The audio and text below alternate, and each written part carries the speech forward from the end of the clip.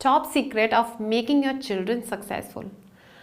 हम अपने बच्चों को कामयाब बनाना चाहते हैं और खुद भी बनना चाहते हैं, और शायद ही कोई इस दुनिया में ऐसा इंसान हो जो ये ना चाहता हो कि उसके बच्चे कामयाब बने और हमसे ज़्यादा, खुद से ज़्यादा कामयाब बने।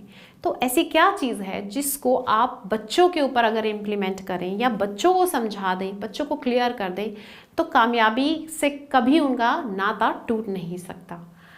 सबकॉन्शियस माइंड की पावर्स जो हैं वो इतनी ज़बरदस्त हैं, उसको अगर कोई इंसान हार्नेस करना सीख जाता है, उसको यूज़ करना सीख जाता है, तो ऐसी चीज़ कोई है ही नहीं इस वर्ल्ड में, इस यूनिवर्स में जो एग्जिस्ट ना करे उस इंसान के लिए, या उस इंसान को वो ना मिल सके। वो कितना भी बड़ा हॉलीडे डेस्टिनेशन हो सकता है, कितना बड़ा घर आप लेना चाहें, आप यूएस के प्रेसिडेंट के साथ लंच करना चाहें, आप किसी हॉलीवुड बॉलीवुड स्टार के साथ कुछ टाइम बिताना चाहें, कुछ भी आप सोच के देखें, या आप खुद उस लेवल पर पहुंचना चाहें, अपने बच्चे को पहुंचाना चाहें, सिंपल सी चीज़ है, सबकॉन्शियस माइंड की पावर को हार्नेस कीजिए।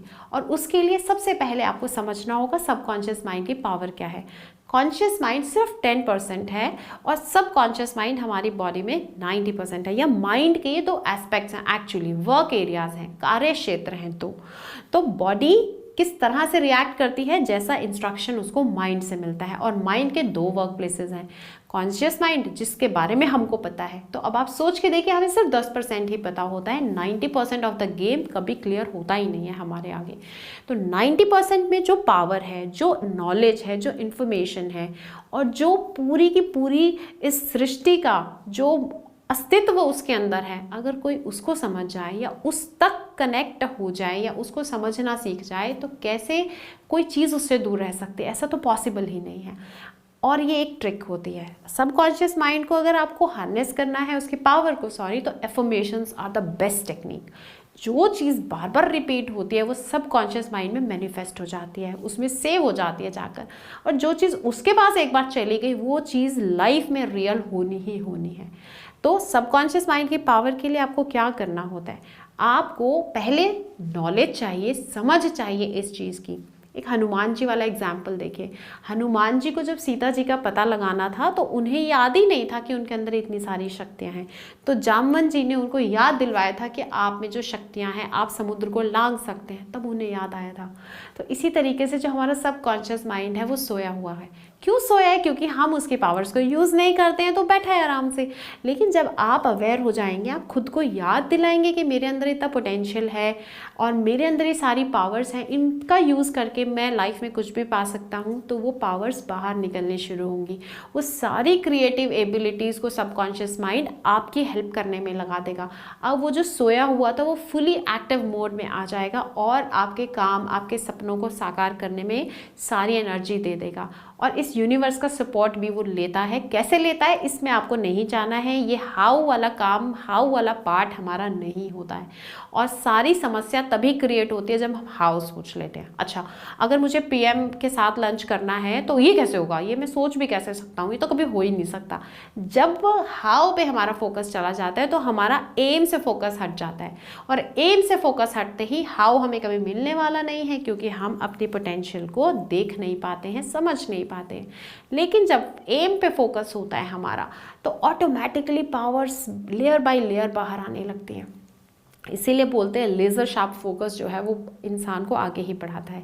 अर्जुन का नाम अगर आज है तो उसके लेज़र शार्प फोकस की वजह से ही है, जिसको सिर्फ मछली की आंख दिख रही थी, बाकी कोई हर्डल ऑब्स्टेकल उसको नहीं दिख रहा था। तो ये वाली सारी चीज़ें हम अपने अंदर क्यों डेवलप नहीं करते? ये सारे ग्रंथ, ये सारी कहानियाँ जो हैं वो हमारे विकास के लिए हैं, हमें कुछ ज्ञान देने के लिए है, हमारी समझ बढ़ाने के लिए है। लेकिन हम उनको as a story, as a drama देखकर एंजॉय करते हैं और छोड़ देते हैं, लाइफ में वो चीज़ें इम्प्लीमेंट नहीं करते हैं। तो वहाँ से सीखे कि हनुमान जी के पास भी जो सबकॉन्शियस माइंड था, और एक्चुअली आपको एक बात और भी सुनने को मिली होगी कि हनुमान जी आज भी जिंदा हैं, वो कभी गए ही नहीं इस सृष्टि से। तो हनुमान जी कौन है? वो हमारा सबकॉन्शियस माइंड ही है, जो अपनी शक्तियाँ भूला हुआ है, जिसको याद दिलाया जाएगा तो उसको शक्तियाँ याद आ जाएंगी। और वो हम सब के अंदर हनुमान जी आज भी जीवित हैं।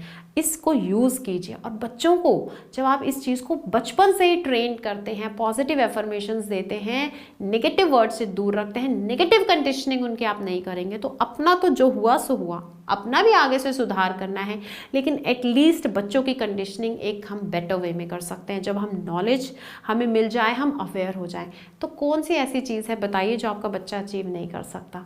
बस उसका इंटरेस्ट जानिए किस फील्ड में है, और उस इंटरेस्ट को डेवलप करने में, उसका फोकस बनाने में, और सबकॉन्शियस माइंड की पूरी पावर आप उस पर यूज़ करवाइए। बहुत आसान है, बहुत आसान है।